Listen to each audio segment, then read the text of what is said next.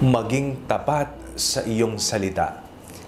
Ako po si Father Fiel Pareha at ito po ang ating segment, ang Daily Devotion, na kung saan tayo po ay magdarasal, magbabasa at magninilay kasama ng salita ng Diyos sa buong taon. Manalangin tayo. Sa ngalan ng Ama, ng Anak at ng Espiritu Santo. Amen.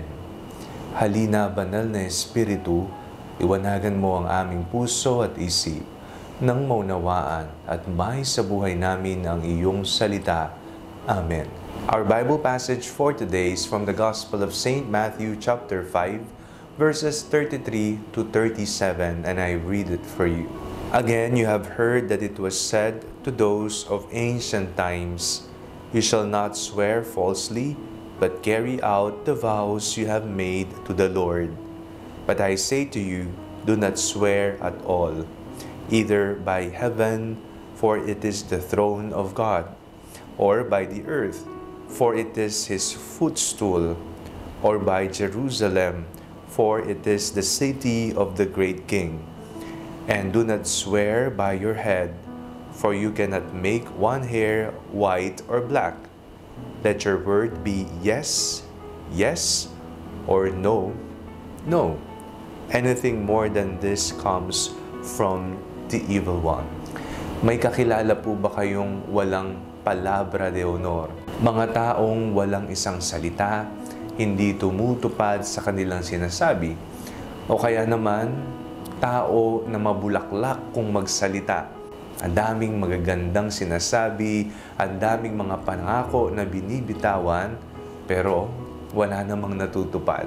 Kung may kakilala kayo o kung ikaw ay isa sa mga nabanggit, ang ebanghelyong binasa natin sa araw na ito ay isang babala. Isa pong reminder para sa mga taong walang isang salita. Ang sabi ng ebanghelyo, let your word be yes if yes, no if no. Black and white, kung ano lamang ang totoo, kung ano lamang ang gagawin mo, kung ano ang taos sa puso mo, kung ano ang nasa isip mo na pinaplano mo at nais mong isabuhay. Yun lamang ang iyong sasabihin. Huwag na huwag mangangako kung ito ay mapapako, kung hindi ito matutupad.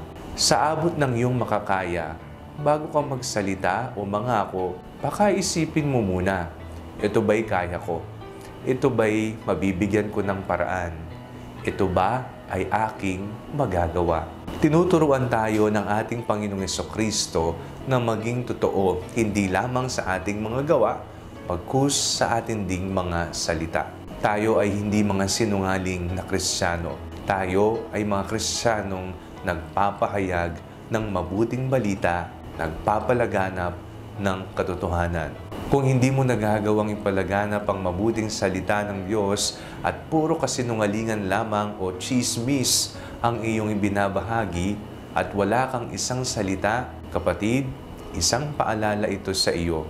Magbago ka na at isabuhay kung ano ang laman ng iyong puso at kung ano ang nais ipagawa sa iyo ng Diyos. Manalangin tayo. Panginoong Jesucristo, turuan niyo po kaming maging tapat sa aming mga binibitawang salita.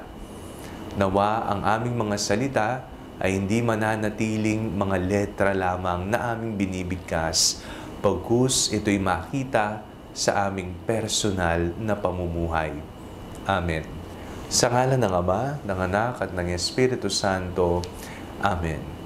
Huwag po ninyong kalimutang i-like ang video ito, mag-comment po kayo and share it with your family and friends. Ang Panalangin Bago Matulog ay may sariling Facebook page na po. Huwag niyo pong kakalimutang mag-like at mag-follow dito, and do not forget to subscribe to our YouTube channel. I-click niyo lamang po ang link na nasa description ng video ito, o kaya naman po, just search Father Fiel Pareha. God bless you po.